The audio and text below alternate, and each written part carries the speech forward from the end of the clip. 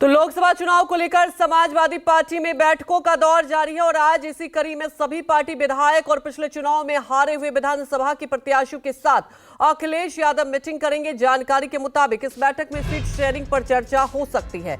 वहीं 11 जनवरी को अखिलेश यादव सूबे के सभी लोकसभा और विधानसभा क्षेत्र के प्रभारियों के साथ बैठक करेंगे। जी हां, तो अखिलेश यादव बैठक कर रहे हैं और बैठकों का दौर जारी है। सबसे बड़ी बात यह है कि उत्तर प्रदेश, जी हां, जहां सीट शेयरिंग की बात की जाए, मुझे लगता है सबसे ज्यादा यही दिलचस्प भी है। और अखिलेश यादव जो कि पहले भी कई बार बयान भी दे चुके हैं, अब देखने वाली बात है कि यहां पर क्या फॉर्मूला तय होता है। सबसे पहले अखिलेश यादव खुद अपने स्तर पर बैठक कर रहे हैं। सीट शेयरिंग को लेकर बैठक में चर्चा हो रही है, तमाम प्रत्याशियों के साथ बैठक चल रही है, क्योंकि सवाल ये उठता है, दिल्ली का रास्ता उत्तर प्रदेश से ही तय होता है। 80 सीटें हैं और महत्वपूर्ण बात यह है कि अखिलेश यादव लगातार बैठक कर रहे हैं और इस बैठक से क्या कुछ निष्कर्ष निकलेगा, उसके बाद जब सीट शेयरिंग पर चर्चा होगी इंडिया गठबंधन में, उसके बाद तय होगा कि कौन सी पार्टी कितने सीट को लेकर चुनावी मैदान में उतरेगी।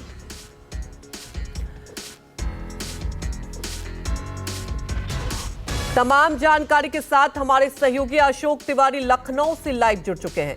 अशोक, देखिए, अगर बात कर ली जाए उत्तर प्रदेश की तो तय है कि यहां पर बहुत दिलचस्प भी है और वाकई जो मंथन होगा आगे इंडिया गठबंधन में सीट शेयरिंग दिलचस्प देखने को मिलेगा, क्योंकि ये बहुत महत्वपूर्ण राज्य। बड़ी बात यह है कि अखिलेश यादव पहले मंथन कर रहे हैं, प्रत्याशियों के साथ चर्चा कर रहे हैं। क्या लगता है आपको कि यहां पर क्या फॉर्मूला तय हो सकता है आने वाले वक्त के लिए इंडिया गठबंधन में?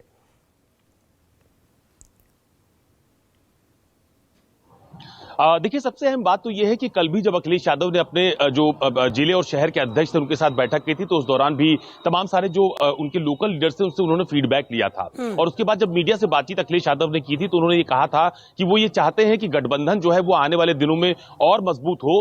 कौन कहां से चुनाव लड़ेगा, किसको कहां से चुनाव लड़ने का मौका मिलेगा, ये भी जल्द ही तय हो जाएगा।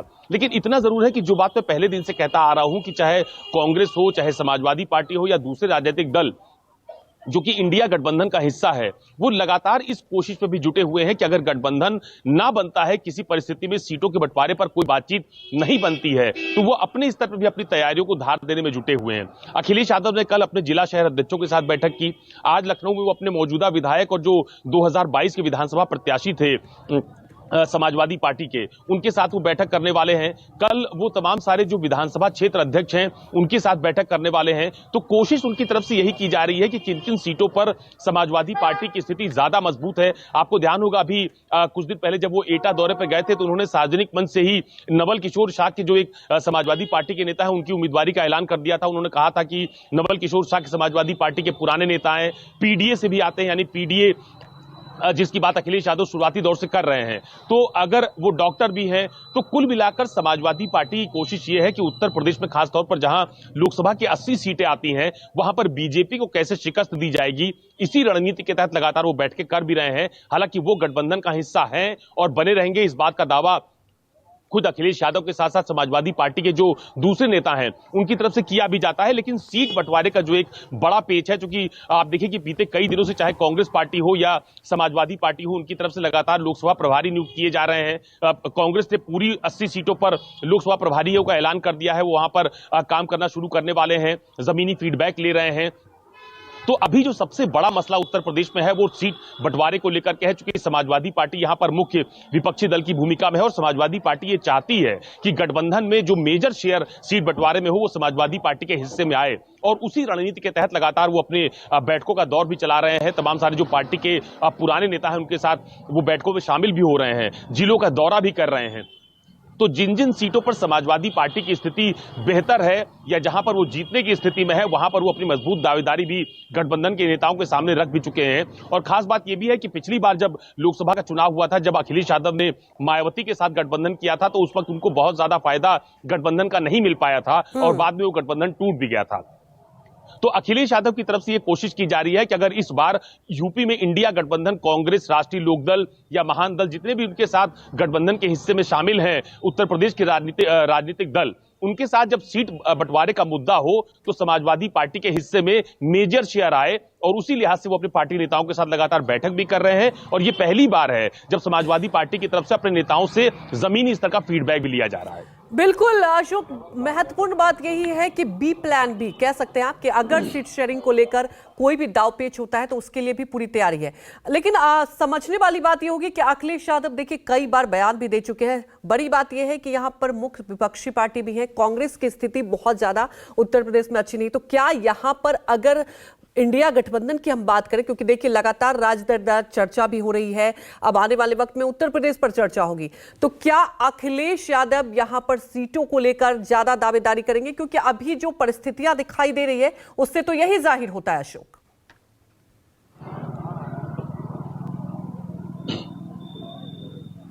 देखिए, निश्चित तौर पर यह बात शुरुआती दौर से समाजवादी पार्टी के सभी नेताओं की तरफ से कही जा रही है। और आपको याद होगा अभी कुछ दिन पहले जब अखिलेश यादव जनपदों के दौरे पर निकले थे तो उस दौरान भी वो यही कह रहे थे कि गठबंधन में समाजवादी पार्टी रहेगी, लेकिन जिस राज्य में जिस पार्टी का जनाधार ज्यादा है, जिस राज्य में जो पार्टी ज्यादा मजबूत है, उसकी अगुवाई में गठबंधन के तहत प्लान को आगे बढ़ाया जाए। यानी ये बयान इस बात की तरफ संकेत देता है कि समाजवादी पार्टी उत्तर प्रदेश में सीटों की संख्या में कोई समझौता इस बार नहीं करने वाली है। पिछली बार जब बहुजन समाज पार्टी से समझौता हुआ था तो उस दौरान बहुत ज्यादा सीटें गठबंधन के तहत समाजवादी पार्टी ने बसपा को दी थी और उसका फायदा भी बसपा को मिला था, लेकिन समाजवादी पार्टी को उसका बहुत ज्यादा फायदा नहीं मिला था। और बाद में लगातार समाजवादी पार्टी के नेताओं की तरफ के साथ जब बैठक हुई तो उन्होंने कहा कि वो गठबंधन के तहत इतनी ज्यादा सीटें देना ये अच्छा समझौता नहीं था। और इस बार लोकसभा चुनाव में चूंकि समाजवादी पार्टी बहुत फूंक के कदम रख रही है, लगातार समाजवादी पार्टी का प्रदर्शन पिछले कई चुनावों में बहुत अच्छा नहीं रहा है। यानी उत्तर प्रदेश में जब विधानसभा के चुनाव हुए तो समाजवादी पार्टी की तरफ से रथ यात्रा निकली, गठबंधन हुआ, लेकिन उसका फायदा समाजवादी पार्टी को नहीं मिला। बिल्कुल अशोक, क्योंकि समाजवादी पार्टी की अगर अभी देखें अखिलेश यादव ने जब भी गठबंधन किया, आपको याद होगा कांग्रेस के साथ भी किया था, तो बहुत ज्यादा फायदा होता हुआ दिखाई नहीं दिया था। अब देखिए आज के मंथन के बाद अखिलेश यादव किस निष्कर्ष पर निकलते हैं। हमारे साथ जुड़ने के लिए आपका शुक्रिया। और इसी बीच एक और बड़ी खबर बता दें, रामलला प्राण प्रतिष्ठा का काउंटडाउन शुरू हो गया और इसी को लेकर आज बीजेपी ने मैराथन बैठकें भी आयोजित की है। सीएम योगी आज तैयारियों का जायजा लेने अयोध्या पहुंचेंगे। इस दौरान वो हनुमानगढ़ी और रामलला के दर्शन भी करेंगे। वहीं कल अयोध्या में बीजेपी, संघ, वीएचपी और राम मंदिर ट्रस्ट से जुड़े लोगों की भी बैठक होगी। पार्टी अध्यक्ष जेपी नड्डा कार्यक्रम से जुड़े रोड मैप को लेकर आज बीजेपी महासचिवों के साथ बैठक करेंगे।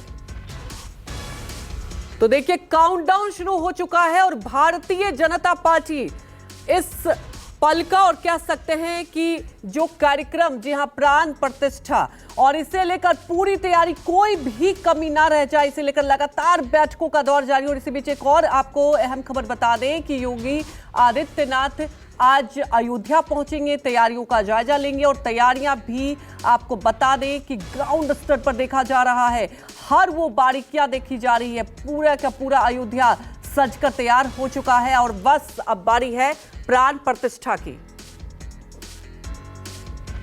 वहीं हमारे सहयोगी अशोक तिवारी हमारे साथ लाइव जुड़े हुए हैं।